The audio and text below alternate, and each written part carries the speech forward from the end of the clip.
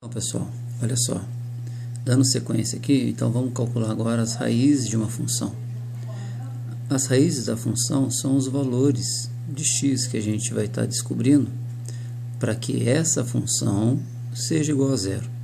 É por isso também que pode ser denominada como sendo zero da função, né?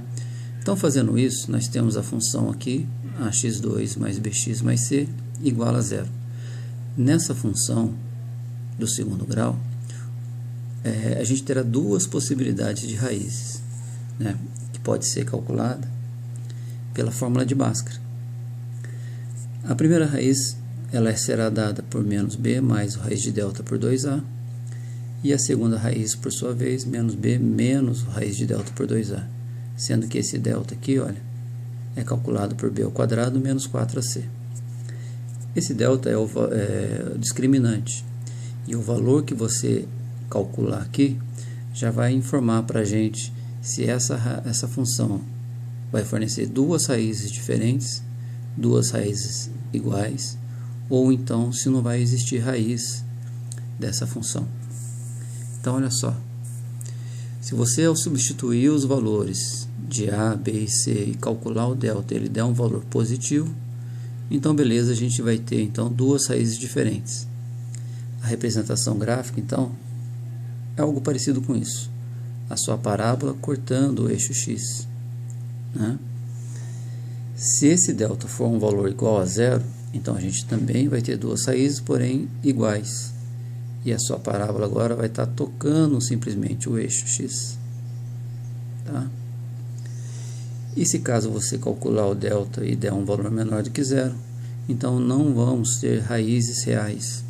E a sua função vai apresentar um gráfico em que a parábola vai estar flutuando aqui acima do eixo x ou abaixo desse eixo, tá ok? Dessa forma a gente consegue calcular então as duas raízes dessa função quando existir, né?